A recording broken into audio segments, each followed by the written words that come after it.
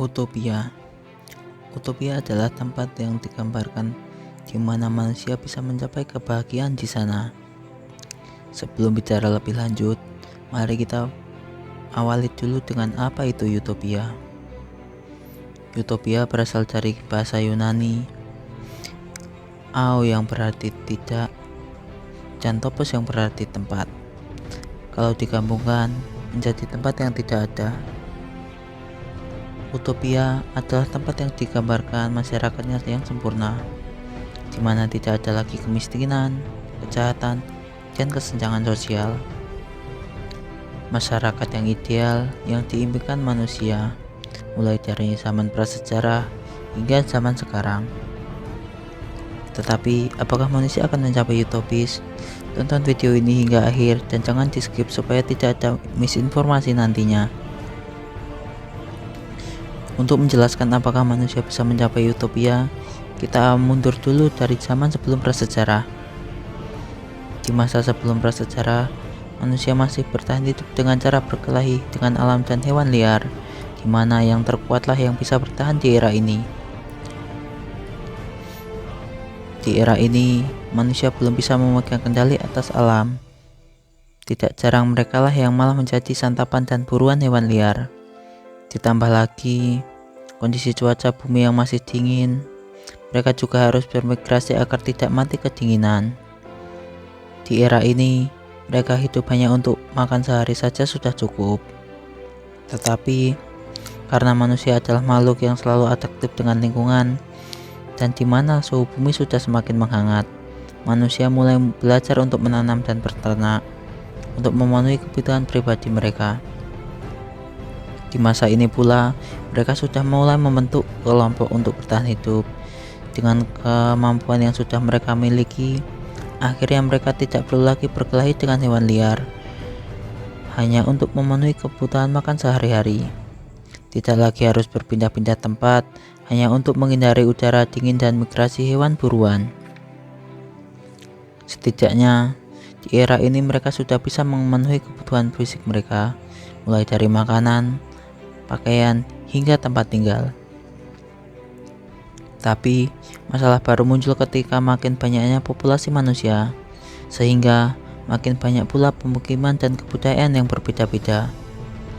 Masalah baru muncul, yaitu perebutan wilayah dan kekuasaan antar sesama manusia, peperangan, pembunuhan, pemerkosaan, dan jual beli manusia menjadi hal umum di era ini, karena belum adanya hukum yang mengatur di setiap wilayahnya.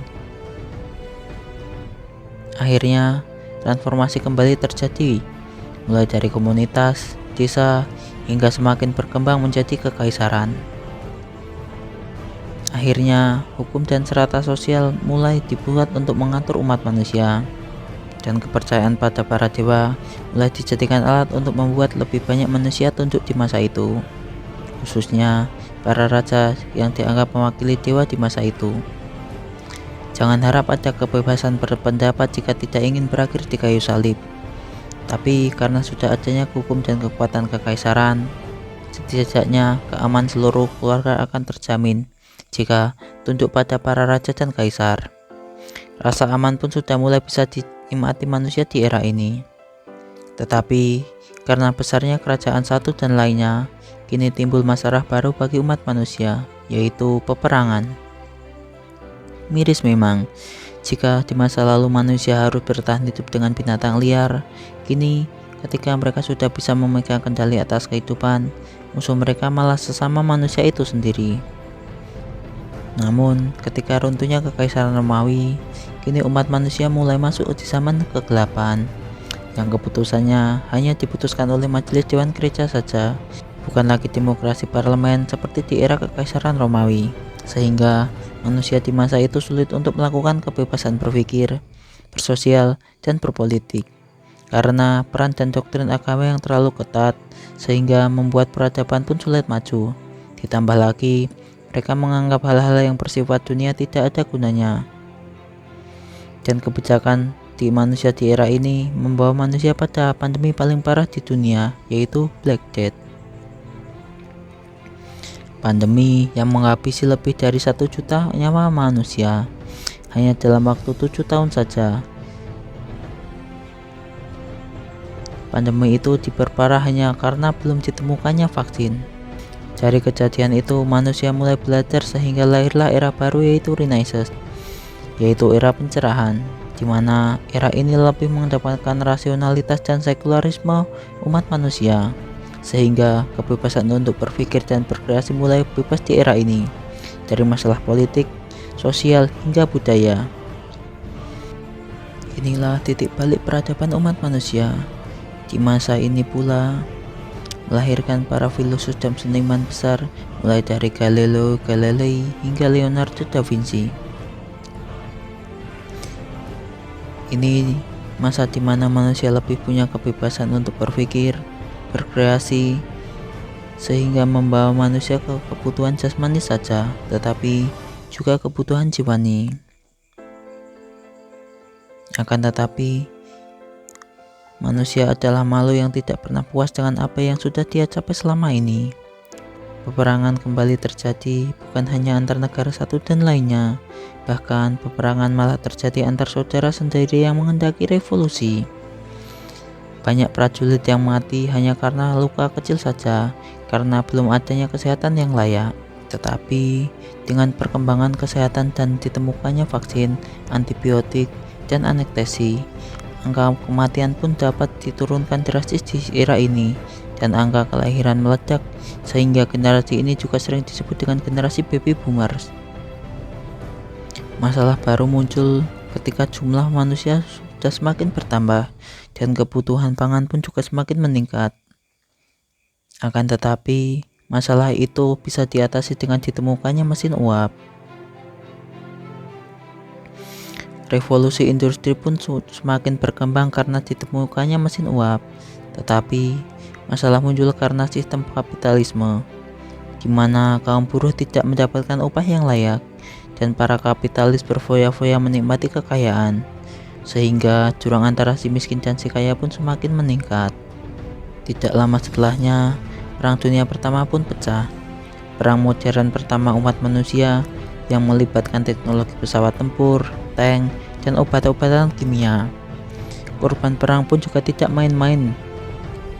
Sekitar 20 juta manusia harus kehilangan nyawa mereka, dan lebih dari 21 juta manusia mengalami luka-luka dan cacat permanen. Belum lagi dampak peperangan di bidang politik dan ekonomi, juga kesehatan. Umat manusia pun mulai kembali membangun peradabannya, akan tetapi belum selesai dengan trauma Perang Dunia Pertama. Umat manusia di era ini sudah dihadapkan kembali dengan Perang Dunia Kedua. Bayangkan saja, kita hidup di masa itu. Belum selesai dengan masalah ekonomi Great Depression-nya dan virus influenza akibat Perang Dunia Pertama yang merenggut kurang lebih 100 juta manusia. Ini mereka sudah harus menghadapi masalah baru, yaitu Perang Dunia Kedua. Pada era ini, umat manusia sudah seperti kehilangan arah hidupnya karena beratnya masalah yang dihadapinya. Senjata pemusnah massal pun juga digunakan untuk peperangan ini, sehingga korban jiwa pada perang ini pun juga fantastis, diperkirakan hingga 60 juta jiwa. Miris memang, korban jiwa bukan hanya dari kalangan militer saja, tetapi juga warga sipil. Bahkan yang paling parah, anak-anak yang belum mengerti apa-apa pun juga masuk dalam korban Perang Dunia Kedua. Akan tetapi, pada setiap masalah manusia selalu belajar untuk lebih baik ke depannya. Mereka mulai membentuk PBB yang mengatur perdamaian dunia, World Economic Forum yang mengatur sistem ekonomi dunia, hingga WHO yang mengurusi sistem kesehatan dunia. Ironis memang, manusia hanya dapat berubah ketika sudah merasakan pahitnya keputusasaan daripada saat riuhnya peperangan. Sampailah kita ke era sekarang ini, di mana kita bisa hidup dengan aman, pendidikan juga sudah bisa diakses ke semua kalangan, dan sudah semakin berkembangnya di bidang kesehatan. Kita patut berterima kasih pada manusia-manusia sebelum kita yang sudah melahirkan era seperti sekarang ini. Akan tetapi, apakah era sekarang ini sudah dekat dengan utopia? Jawabannya masih belum. Masih kurang meratanya sistem pendidikan, ditambah lagi sistem pemerintahan yang korup, sehingga kita masih jauh bila dikatakan sebuah sistem yang utopia. Belum lagi sistem kapitalisme yang digunakan hingga saat sekarang, sehingga kesejahteraan belum bisa dinikmati semua kalangan. Belum lagi ancaman perang dunia dan climate change yang semakin di depan mata justru membuat manusia sekarang ini condong mengulang kesalahan-kesalahan manusia sebelumnya. Dan bukannya menuju utopia, malah menuju distopia atau kehancuran. Tapi anggap saja umat manusia di era ini bisa menyelesaikan semua masalah-masalahnya. Dan teknologi AI sudah semakin berkembang sangat signifikan, sehingga masalah energi, kesehatan, pangan, keamanan bisa dicapai umat manusia. Dan nantinya teknologi bisa dinikmati oleh semua kalangan. Teknologi energi pun sudah semakin berkembang, sehingga nantinya sudah bisa mencapai untuk reaksi fusi, di mana manusia tidak perlu lagi khawatir untuk sumber energi. Kesehatan nantinya juga sudah semakin berkembang, sehingga sampai di titik manusia sudah bisa memanipulasi genetik. Manusia bisa memilih bentuk tubuh seperti apa yang mereka inginkan dan warna kulit apa yang mereka mau, sehingga sudah tidak ada lagi rasisme antar umat manusia. Umat manusia juga bisa bertahan hidup semau mereka dengan ditemukannya teknologi regenerasi sel di bidang kesehatan, sehingga mereka bisa hidup semau mereka. Kehidupan manusia di era ini sudah selayaknya surga seperti yang digambarkan dalam agama-agama. Tetapi dengan dimudahkannya manusia di era ini, apakah mereka sudah bahagia? Semakin mudahnya kehidupan di era ini, sehingga mereka sudah tidak perlu lagi bersusah payah untuk mendapatkan sesuatu yang mereka inginkan. Berbeda dengan kita, di mana kita perlu bekerja keras terlebih dahulu agar mendapatkan sesuatu yang kita inginkan. Dan di mana saat mencapai sesuatu tersebut, rasa bahagia pun juga datang. Juga seorang ayah yang bekerja setiap harinya agar anak istrinya bisa menikmati sebuah makanan. Mungkin satu bungkus nasi yang dinikmati satu keluarga lebih nikmat dari satu bungkus nasi yang dinikmati sendirian, bukan? Mereka juga tidak bisa merasakan seperti selayaknya orang buta yang dapat melihat untuk pertama kalinya. Bagaimana rasa bahagia muncul saat momen-momen kecil tersebut terjadi di era manusia sekarang ini. Mereka mulai iri dengan kehidupan manusia di era ini, dan kita juga iri dengan era manusia yang akan datang.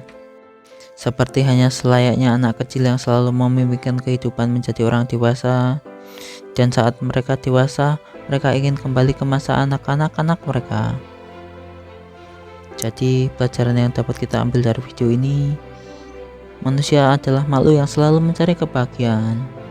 Tetapi saat kebahagiaan itu datang, bukannya mereka menikmati bahagia, mereka malah mencari kebahagiaan lainnya.